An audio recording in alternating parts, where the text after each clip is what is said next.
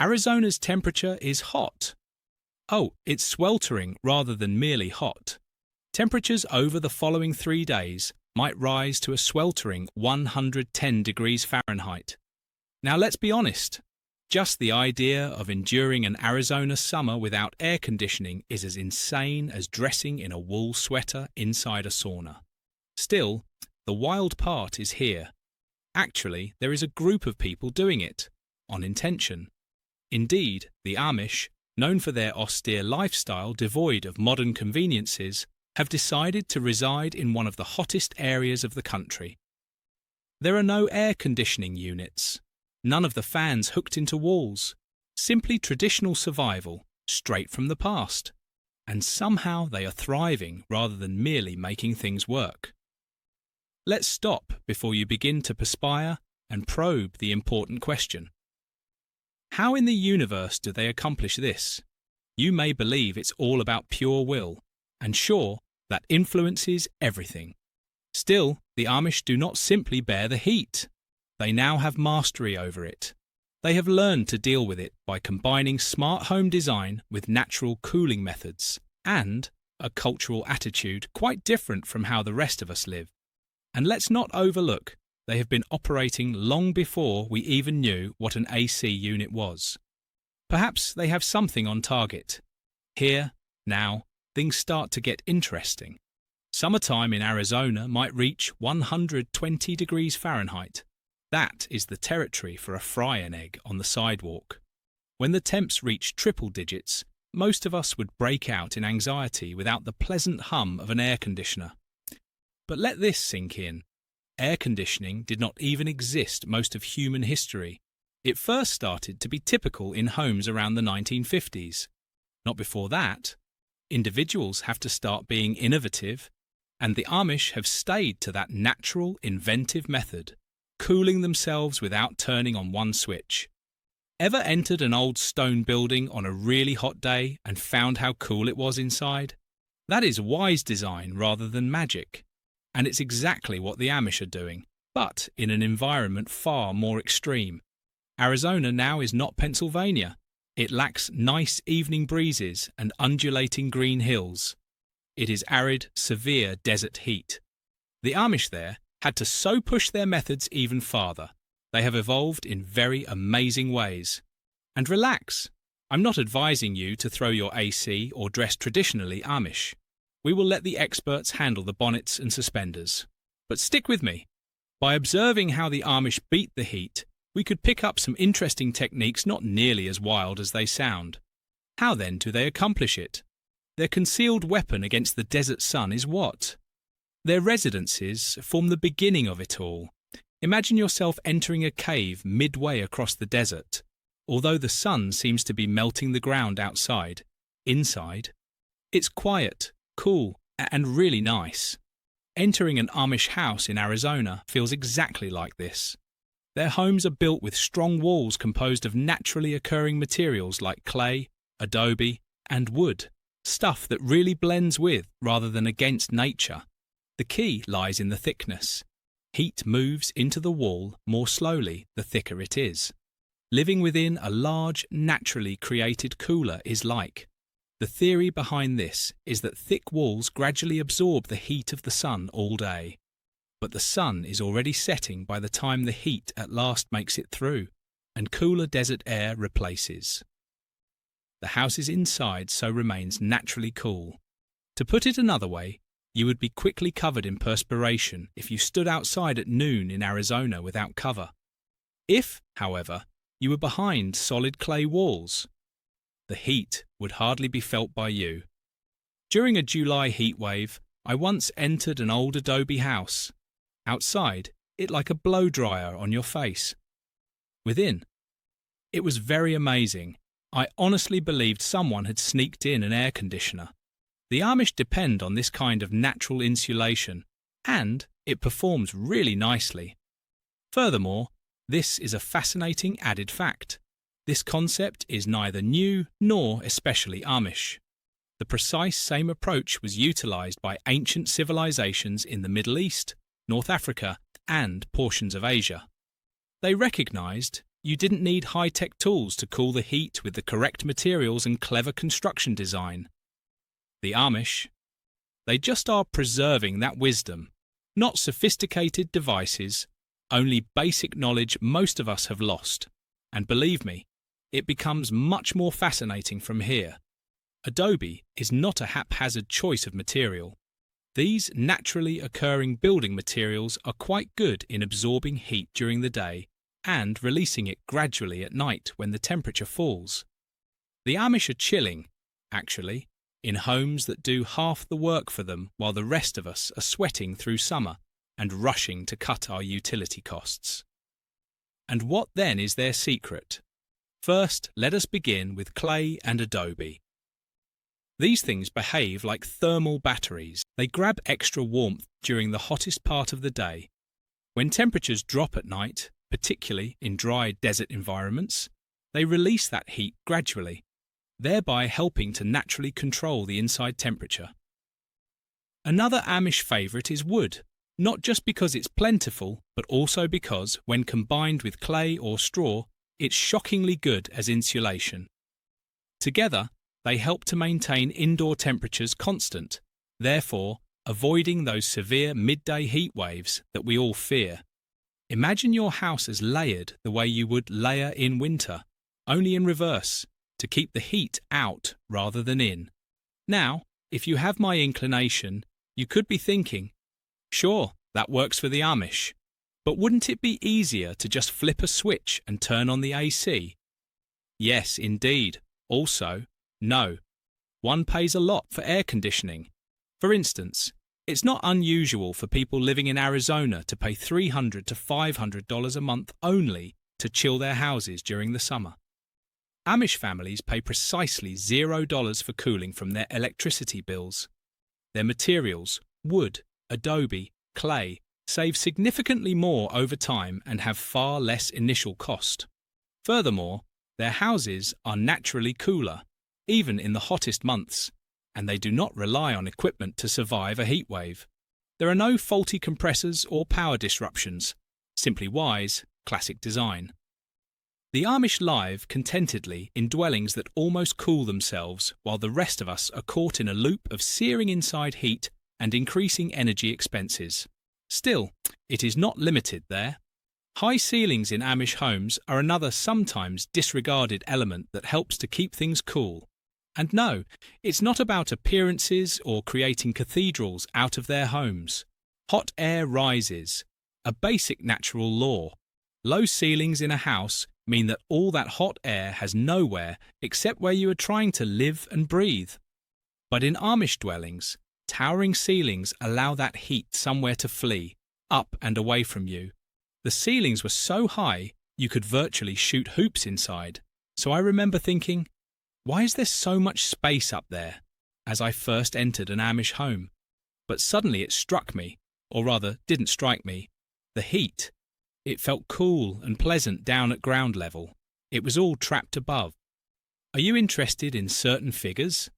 Higher ceiling dwellings, say 10 to 12 feet, can be 5 to 10 degrees cooler at the living level than homes with ordinary 8-foot ceilings. That difference may feel like night and day in the thick of an intense Arizona summer. And the Amish found this out without an engineering degree as well. They simply watched the surroundings and planned their houses. The heat rises and leaves the lower levels. The areas you live and work in, calm and cool. Let us review. Thick adobe walls both absorb and release heat gradually. Naturally, insulating materials are wood and clay. Higher ceilings naturally provide a heat buffer. No AC bills or reliance on power grids if there is no electricity. The outcome is energy efficient, reasonably priced. Durable homes fit very well for hot regions. The Amish are appreciating the advantages of clever architecture grounded in centuries-old knowledge as we turn up the AC and see our energy costs explode. Perhaps it's time for each of us to learn from their book and begin creating with the natural world rather than against it. High ceilings are another ingenious way the Amish build their homes for comfort, much as their thick, natural material walls. Their reliance is on simple, classic common sense and clever, intelligent design rather than costly air conditioning systems or sky-high energy expenditures. Allow me to somewhat more connect the dots. Recall those natural resources, wood, clay, and adobe, among others. They complement the lofty ceilings exactly.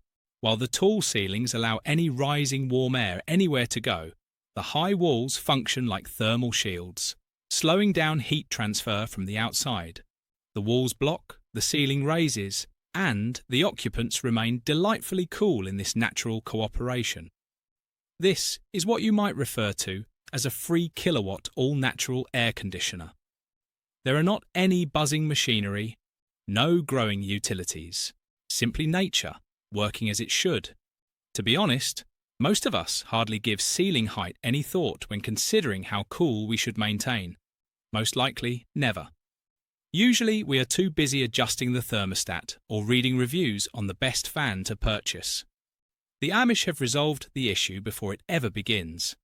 Their houses are made to let hot air rise and maintain cool air low, as nature meant.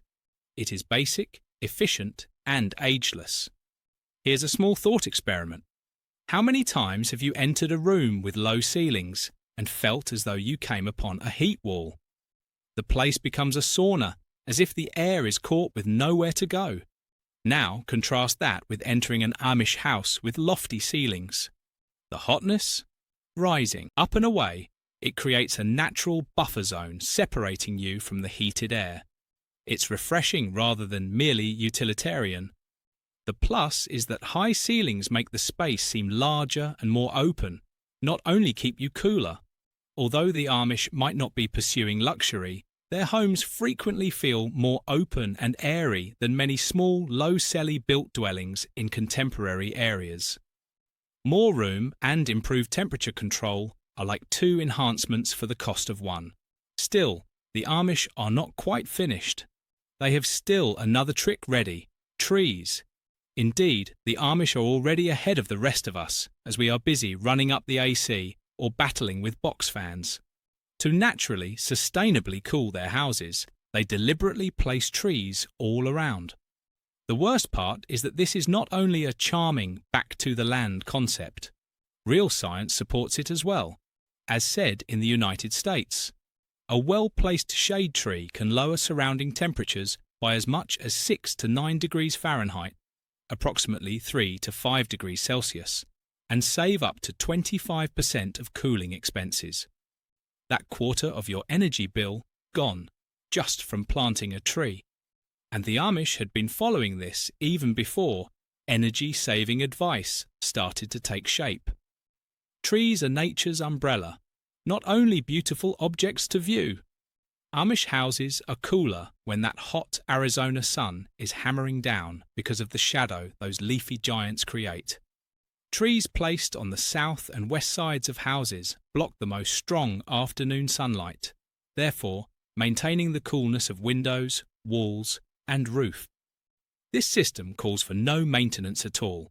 There are no filters for cleaning, not needing any replacements for any parts. Just plant, wait, and enjoy the advantages for many years. One summer afternoon, I visited an Amish family. Though outside it was scorching, their yard felt shockingly chilly. I inquired how they handled it without air conditioning. Grinning, they only gestured toward a large oak tree, casting shadow on the home. Our AC, they said, is that, and the enchantment of cooling goes beyond their houses. Around their barns, workshops, even portions of their farms, the Amish also sow trees. These shadow areas offer pleasant respite during busy working hours. While contemporary civilization looks to technology for answers, the Amish turn to nature, and it works. Here's where it becomes much more remarkable, though. They don't merely plant trees wherever there is room. They arrange them deliberately for best impact. While trees next offices create shaded break places, south and west-facing trees block the most sunlight. It's all about working with the sun and grasping its rhythm rather than against it. The Amish remind us that occasionally the simplest answer is the best one in a society fixated on devices and advances. Work with the natural world.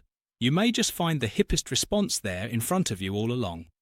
Here's something likely to make you grin. One of the easiest and oldest strategies to keep cool is to plant a tree for shade. People were doing it long before air conditioning became even a concept.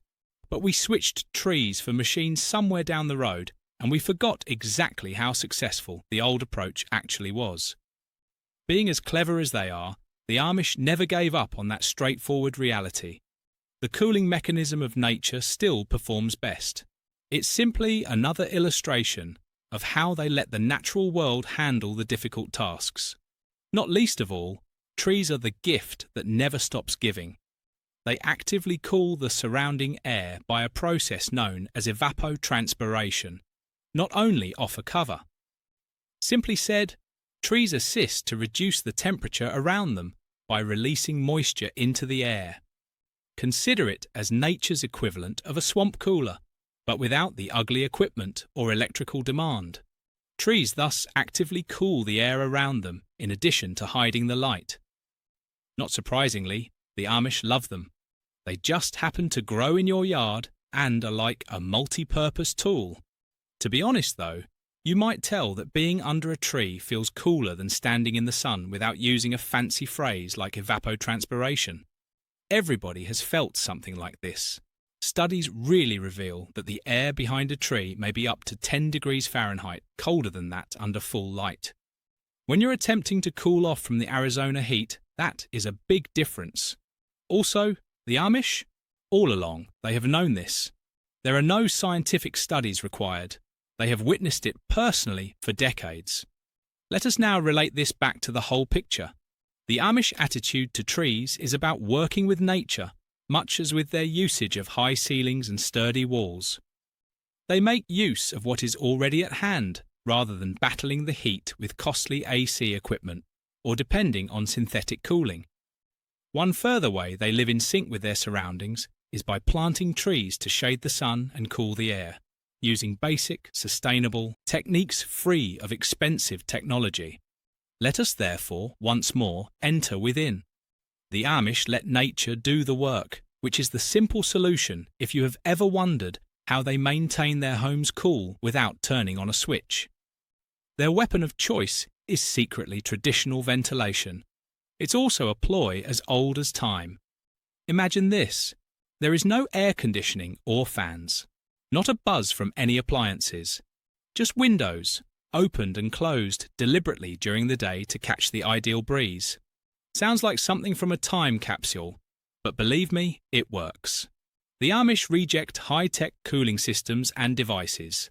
Cross breezes help them to move fresh air around their houses, transforming a potentially hot residence into a cool haven. It is mostly about time and placement. The Amish have this artistic quality reduced to a scientific one. Based on the direction of the wind and the movement of the sun across the sky, they precisely know which windows to open, and when. Just perfect window placement generates a natural circulation that drives warm air out and cool air in. Like a fan, but without the hum or buttons. Allow me to relate a brief narrative. One of the hottest summer days I had spent visiting an Amish farmhouse. I was met with a mild, cold air the moment I entered. The house seemed to be inhaling. Not a fan, no air conditioning, only well-placed windows that complement the surroundings. I sought their method of doing it. Laughing, the homeowner remarked, "We let the wind do the work." And really, it seemed like magic. Who would have guessed that timing a window opening could be so powerful? One of the beauty of this system is that it complements anything we have discussed. Think back on those high ceilings. They are really important as well. Hot air rises naturally and gets caught high, far above where anyone is lounging, cooking, or seated. The cold air keeps low, exactly where you need it. The Amish also open windows on opposing sides of the home to produce a cross breeze that drives the heat up and out while maintaining the living area pleasant and cool. And the best thing about it is not even energy bills.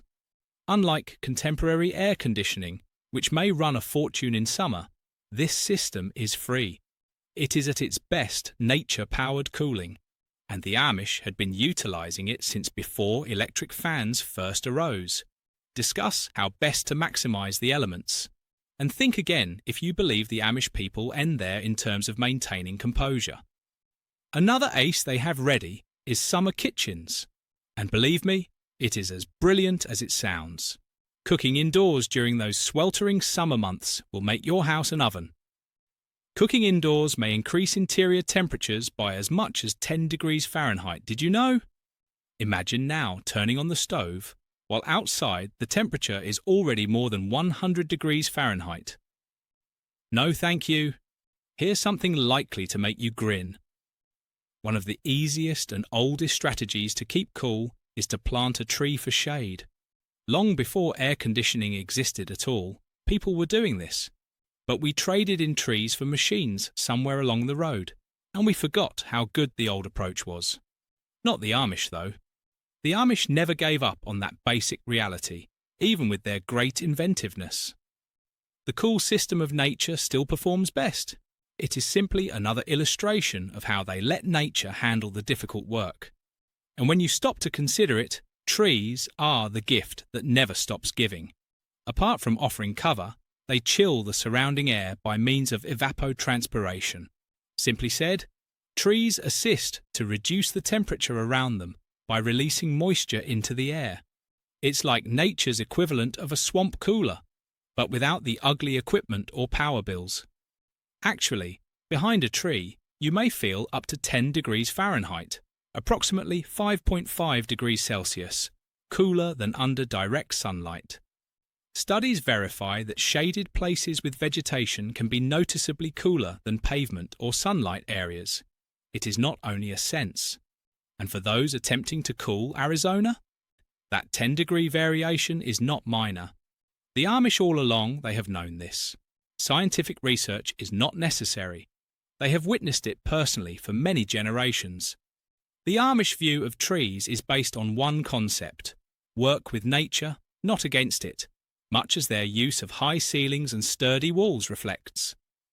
They use what the natural world already offers: shade, winds, and passive cooling systems, instead of battle heat with costly AC units. Allow me to briefly step inside. Ever found it amazing how the Amish maintain their cool without running a switch? Old-fashioned ventilation is the surprisingly basic solution. Exactly. No AC, no fans, no buzz from appliances. To catch the ideal breeze, windows opened and closed deliberately all day. Though it sounds from a time capsule, believe me, it works. The Amish rely on crosswinds to circulate fresh air, therefore transforming what could be a hot dwelling into a breezy, cool shelter. They do not need sophisticated conditioning systems. The secret is that timing and placement rule everything here. The Amish have this artistic quality reduced to a scientific one. Depending on the direction of the wind and the sun's movement across the sky, they know just which windows to open and when. Perfect placement and timing of the windows generates a natural circulation that drives cool air in and pushes hot air out. Imagine it as a fan devoid of noise or power. On one of the hottest days of the year, I once paid a quick visit to an Amish farmhouse. I sensed a light, cold breeze as soon as I entered, as though the house itself were breathing. Not one fan, not one AC. Just perfectly placed windows in keeping with the surroundings. I asked the house owner how they accomplished it. She grinned and spoke. We delegated the task to the wind. To be honest, it had the impression of enchantment. The harmony of this system with everything else is its beauty. Think back on those high ceilings. They let hot air climb and hang much above where anyone's cooking, lounging, or sleeping occurs. The colder air settles below where it is really needed at the same time. The Amish open windows on opposing sides of the home to produce a cross breeze that moves a warm air across the room, therefore maintaining the lower half of the space comfortable. Unlike air conditioners that run a lot in summer, this approach runs zero cost, nature-powered cooling at its best, and the Amish have been using it since before electric fans even came up. Think twice, though, if you believe the Amish stop there when it comes to remaining cool. They have still another ace ready, the summer kitchen, and that is just as brilliant as it sounds. Cooking indoors during those sweltering summer months will literally make your house an oven. By as much as 10 degrees Fahrenheit, merely running a stove can increase indoor temperature. Imagine now doing that in already 100-degree outdoors temperature. No thanks. Well, centuries ago, the Amish thought exactly the same. They thus relocated the kitchen outdoors. Though sometimes connected to the house and other times stand alone, summer kitchens are distinct cooking areas with primarily the goal of keeping heat out of the main house. Imagine an outdoor BBQ where instead of burgers and hot dogs, you get a full-course meal, roast chicken, potatoes, and fresh-baked bread, all prepared outside, like a daily picnic with better cuisine. Once more, the reasoning is straightforward. Heat rises. Why therefore bring it indoors? Keep the kitchen heat outdoors. Your living area remains cool. It is pragmatic, effective, and, let's face it, genius. None of fridge? Nothing problems. Let us now proceed even more practically, physically. The Amish have a time-tested method for refrigeration without a refrigerator. Ice cottages. These are deep, insulated pits where winter ice gathered is stored to endure through the summer, not sheds or barns. Buried in the earth, it functions without 1 watt of electricity, like a pre-electric freezer.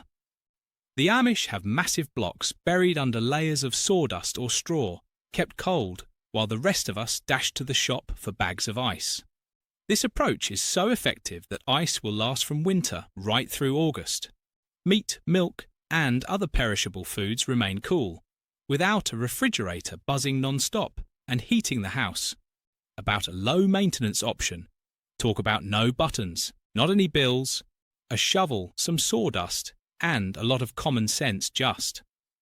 The worst part is that cutting and storing ice in winter has evolved into a pastime among Amish villages. Forget sliding down hills.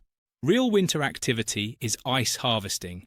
I once experimented with a homemade variation using ice trays and a fan. The spoiler is it didn't go. Let us just say centuries ago the Amish developed a superior way. Everything from the trees to the cross breezes to the ice cottages ties back to the same idea. Work with nature, not against it. If you have ever seen the Amish strolling with long sleeves and bonnets in the middle of a sweltering summer, you have most certainly wondered. How are they not drooling buckets? Stay around. In the following segment, we will be delving into how Amish clothing is deliberately made to beat the heat, even if it doesn't seem that way at first appearance. How the Amish beat the summer heat not using AC, and why it actually works. Right, so centuries ago, the Amish had the same opinion many of us have on a sweltering July afternoon. It's far too hot to cook here.